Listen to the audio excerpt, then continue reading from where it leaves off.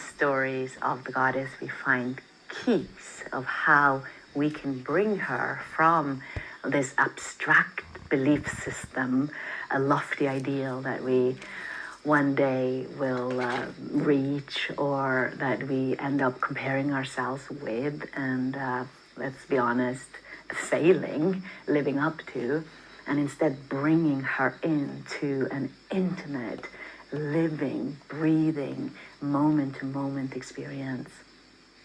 And isn't that what we all long for? To be guided and lived by her.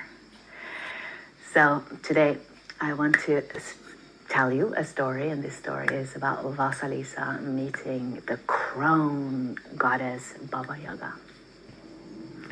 And this story begins in a dark room. There is a little girl standing by the door, and her little heart is feeling an ache and a pain that she has never felt before.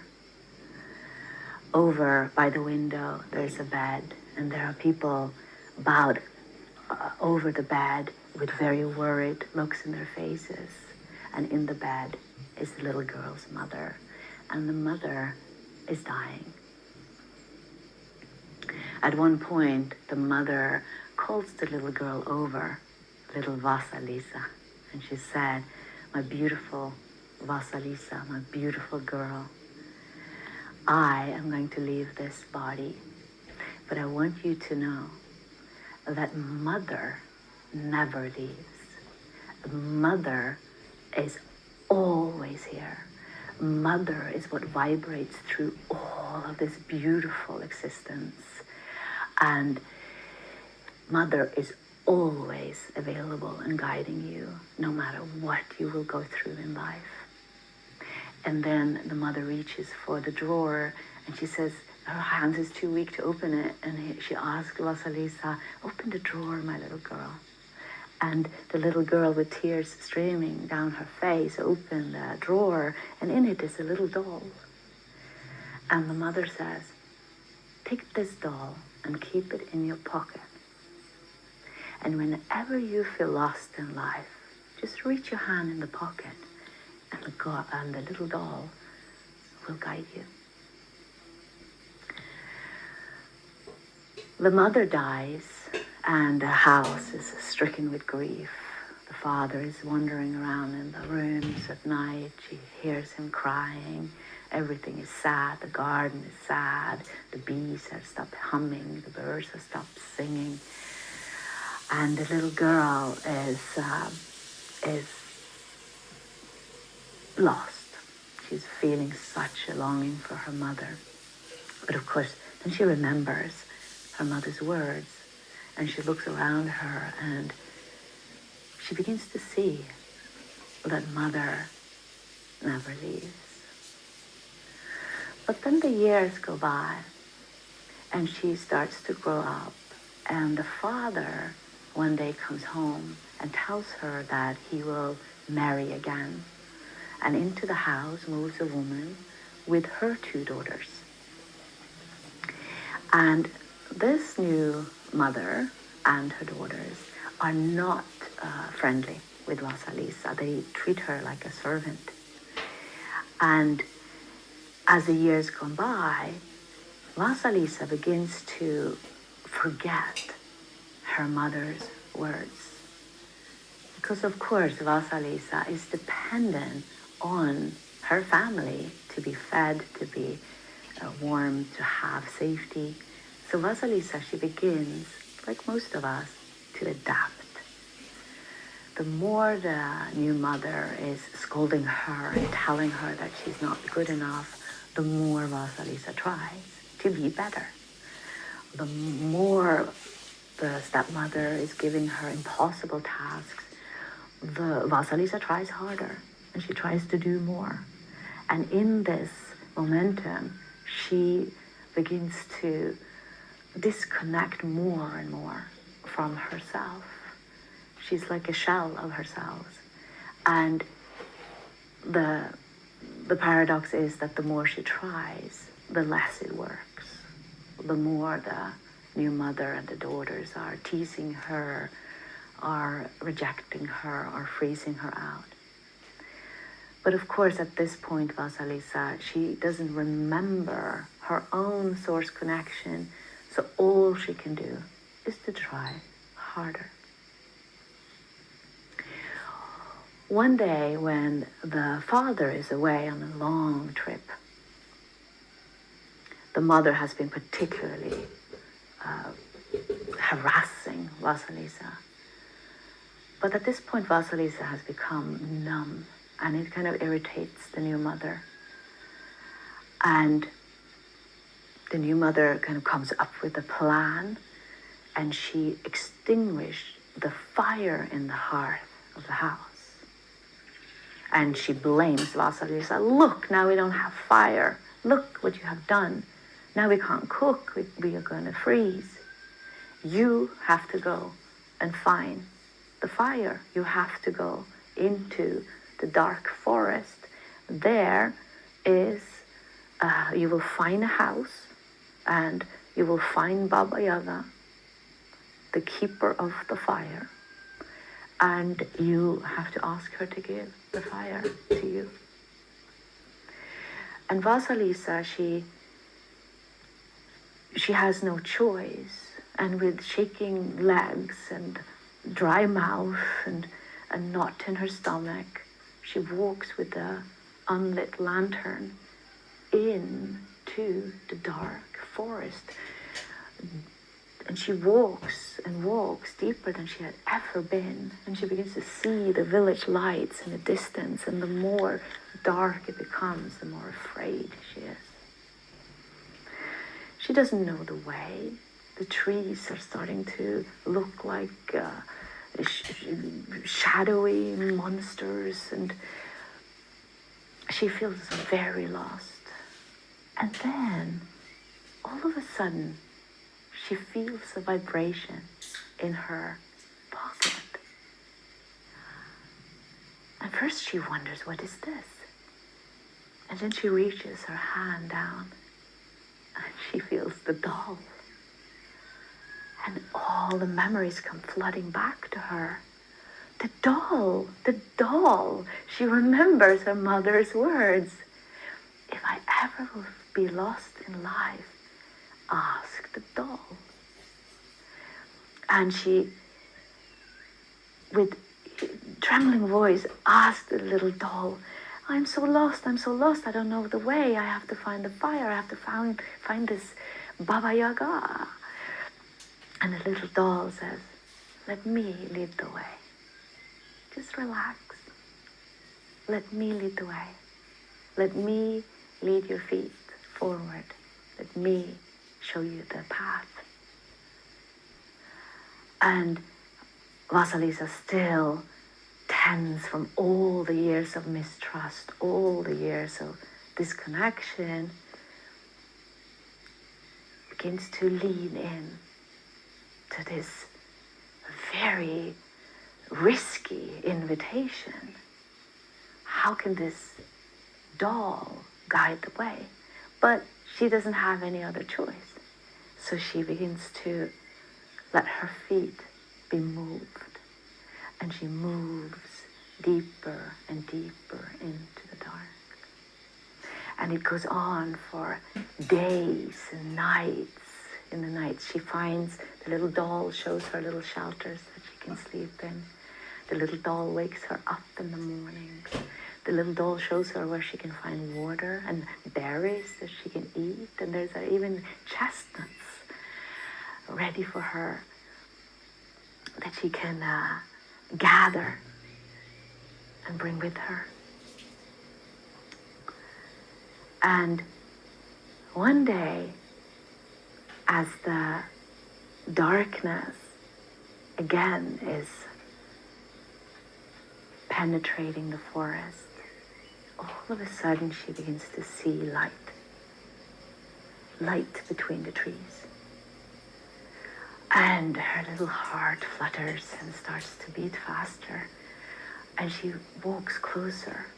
And the little doll says, yes, yes, yes, yes, yes, you have arrived. But as she comes closer, She can't believe her eyes. This can't be it. How can a doll guide me here? Because what she sees in front of her is a house. Yes, there are lights shining through, but there's not windows. The lights are shining through skulls. The house has chicken feet, and there are bones and skeletons everywhere. It's the most frightening thing she has ever seen. And before her eyes, the house begins to walk round and round. One moment she can see a door, the next it is gone. The little girl just stands in total fear and shock, but the little doll in her pocket vibrates and says, "Don't worry, this is it. This is where you will find the light." And as she's standing there, behind the bushes, looking at this house, she begins to see that the night is leaving.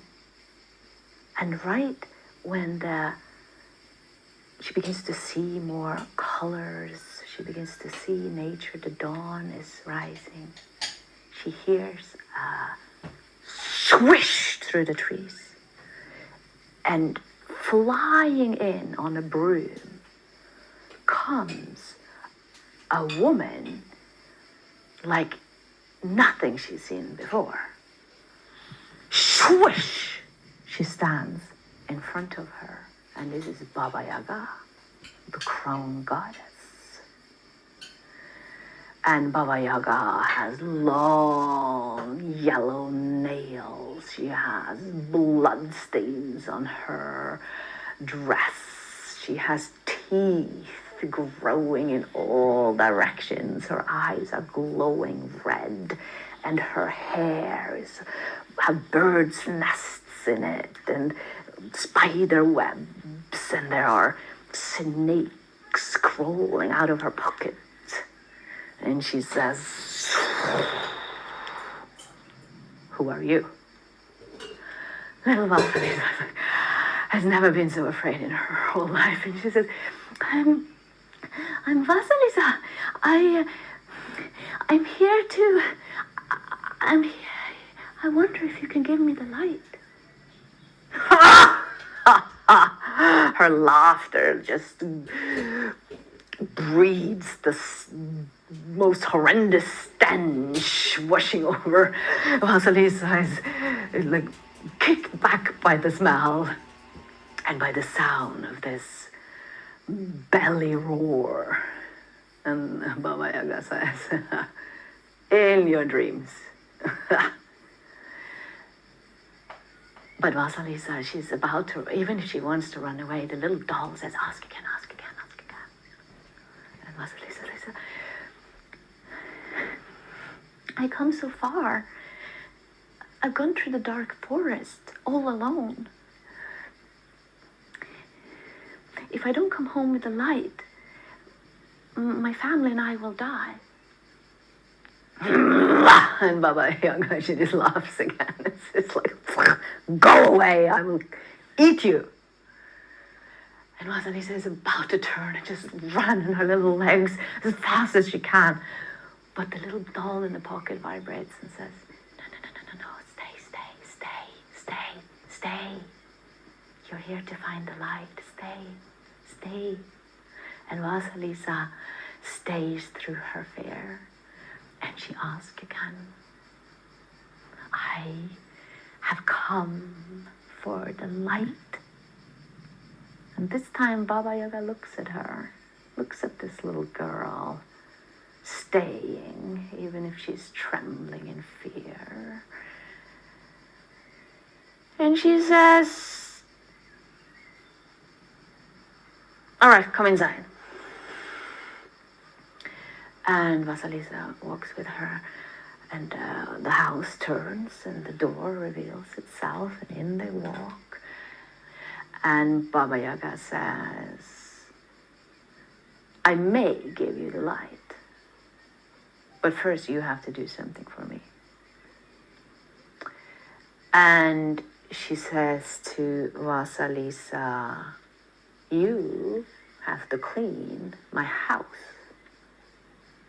and in return I may give you the light. But the condition is that you have to do it in one day while I go and take a nap. And the condition is that if you don't do it in one day, I will kill you. I will eat you. And Vasalisa, she looks around and she has never seen a more dirty place. There are rotting food just running down the walls. There are piles of dirt everywhere. There are spider webs. There are mold growing so thick that it looks like bricks. And she thinks to herself, there's no possibility that I can do this. But then again, there is a vibration in her pocket. And she says, okay. And Baba Yaga goes to sleep. And Vasalisa begins to cry because she feels so hopeless. There's not even a point trying. Look at all of this. I am a failure. I will never do this. I can't. Oh no. And then she feels a very, very, very eager vibration for her pocket. And she remembers and she reaches her hand down. And then the little doll says to her, you're right, you can't do it. And Vasalisa said, what do you mean? What can I do? She says, let me do it. Let me do it. Do you want to help me? But do you want to help me? And says, no, let me do it for you.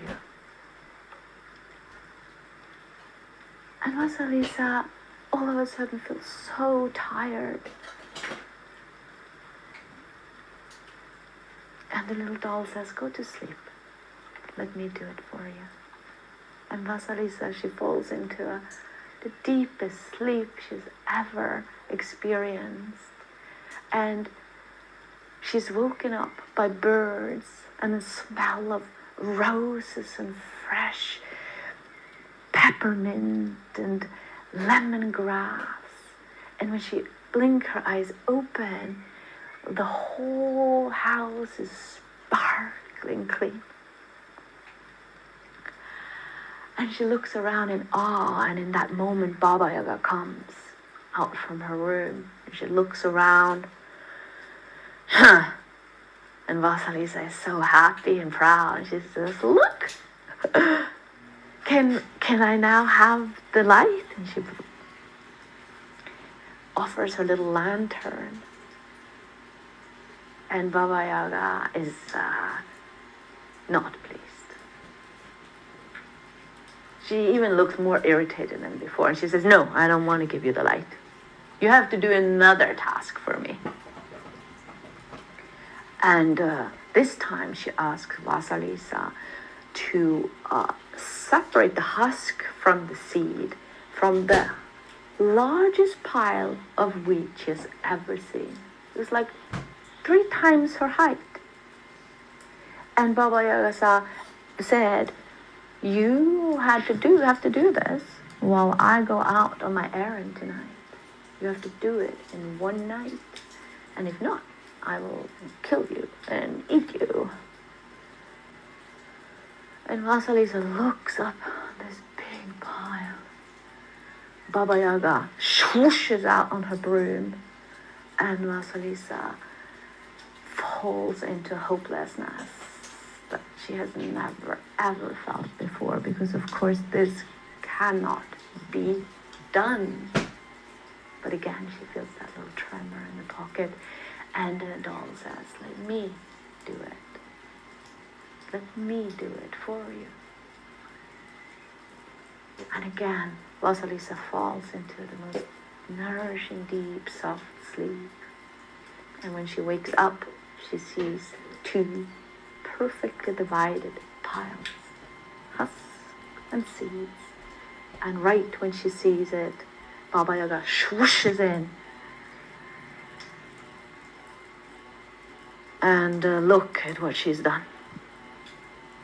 And this time, Baba Yaga says, okay, I'll give you the light. And the little lantern is lit. And Baba Yaga says, but run away from here as fast as you can before I eat you. And Vasalisa, she's now a little bit more confident. So she says, but can I ask you a few more things? I'm curious about something I saw on my way here. And Baba Yaga says, oh, don't test me. And a little doll in the pocket says, run, run. And little Vasalisa, she runs as fast as she can with the light, really protecting the light. And she runs and she runs. And the house is further away. And one time when she looks the last time behind her, she can't see it at all. But she has her own light now, and it's shining on her path. And she can find her way through the dark forest. And she walks for days and nights until she sees the village through the trees. And she knows she has made it home. And then she brings the light with her to her stepmother and sisters, who are not very happy because somehow the stepmother had counted on Vasalisa not being successful in this endeavor. And it is said that eventually the stepmother and the stepdaughters falls into the fire, transforming to ashes. And we will leave the story here. And we will explore some of the keys the goddess has left for us in this myth. Myths are patterns of consciousness, stories that we tell each other as humans are human interpretations of these patterns, but they're not limited to the humans. It's the same patterns that are weaving through the leaves and the trees. It is the same patterns that the whales are singing at the bottom of the ocean, guiding them from one end of the planet to the other.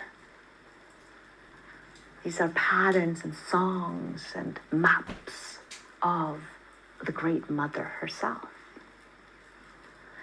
So of course, here in the beginning, we are reminded in the story that the Great Mother, although our first imprint of her wisdom and her guidance comes through physical mother as we enter this planet, again, the mother principle vibrates through all things. It's what creates and devours all things for eternity.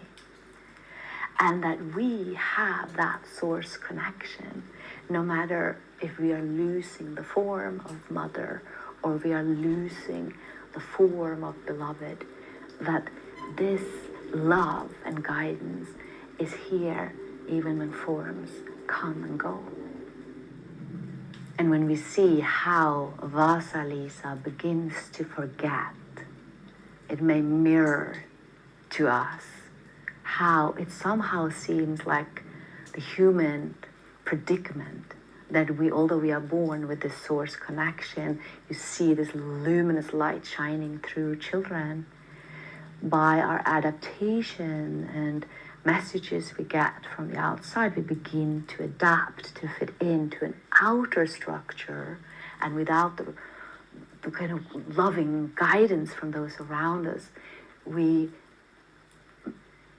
begin to forget. We begin to forget our own source guidance, our own connection with the Great Mother, and we begin to look for it outside. We begin to work harder try more, be more. We try to be right, to do it right, so that we maybe will receive the love that we intuitively know is our birthright. But then, of course, many of us experience this pain of being separated from ourselves, and then just, even though maybe some of these endeavor are successful, we are receiving love from the outside, we cannot fully feel it because we are no longer home in ourselves. We have moved out of ourselves into these adaptive personas. And no matter how successful and shiny and pretty and perfect they become, they will always have pulsating at their roots this excruciating ache of separation. And then many of us begin to feel the call from the dark. We begin to feel the call to find the light again. And this is where many of us find the goddess path, where we enter spiritual seeking. We are seeking the light that we know in our innermost being is what will truly quench the thirst of our hearts. And then we begin to embark onto the path that is created by each one of us, where we have to wander into the wilderness of our own selves and begin to face the shadows and the darkness that has been created while we have been busy trying to fit in. And this part of our journey can be challenging and painful, but nevertheless, many of us find ourselves just keep going. We keep going because there is that intuition, there is that sense. And then we begin to remember, we begin to slowly begin to listen. There is a knowing beneath the knowing that begins to trickle through. And we begin to experience that we are guided again. We are guided by something deeper than our rational mind. And there are parts of our journey where there's nothing we can do but to trust that. Even though logically or rationally it looks like we are completely lost, there is that longing within us that just keeps trusting, even when we are facing the deepest mistrust. And then this is the only way that we can retrieve the direct guidance from Goddess, the one we have in our pocket, the one who never left, and the one who is always there, even when we forgot. And we begin to see that, oh, I've been looking in the books, I've been looking in the scriptures, I've been looking outside myself for connection to her, to Goddess, while meanwhile all the time she was in my very own pocket. And then we begin to be guided by that inner knowing. And then, if we're lucky, we will face Baba Yaga. Because she's the one who will eat and burn and rip and sweep with her broom away all of the structures that no longer serves us, that makes the light opaque. And when we meet her, initially it can feel as if the path has gone wrong, that we oops, wrong house, and we want to move on, like as if this cannot be Goddess. Goddess is supposed to be kind and loving and gentle. And here she appears horrendous, mirroring to us, and we have to face the most unwanted parts of ourselves. But again, the great mother in the pocket will whisper to us in the night and say, keep going, stay, stay, stay. When you most want to run away, there is that vibration within that says, stay, stay. This is where you will find the light.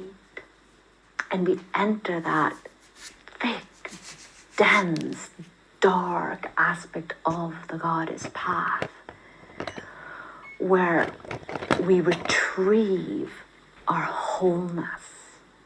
And the only way is in and closer to that we don't want to face. And here we will be tested. I love the key of the broom. Yeah, the sweeping. You know, it's a way we can relate to our very own breath. And it's a way we can relate to the work of letting go of all the borrowed shit that we have gathered throughout the years, even in the name of spirituality. Sweep it away. Go for the light.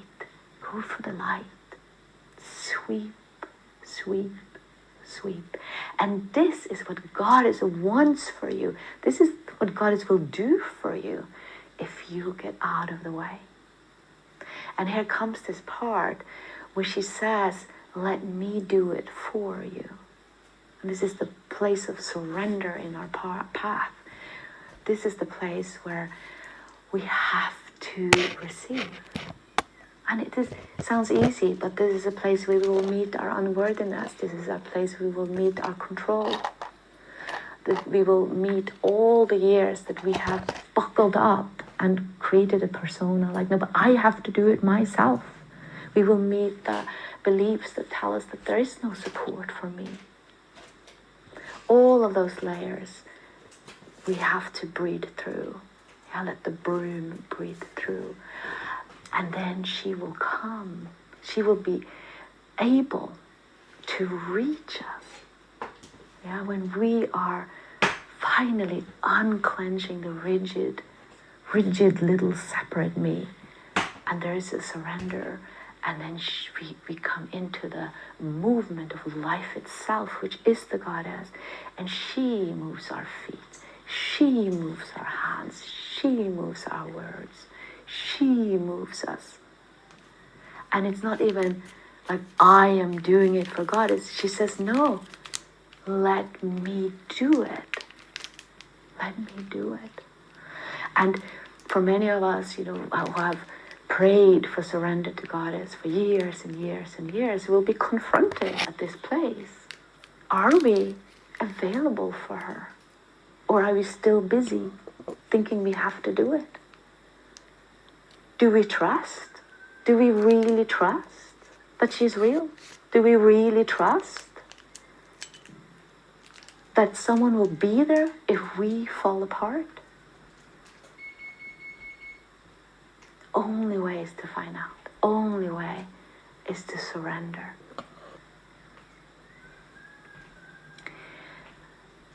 And then the sifting.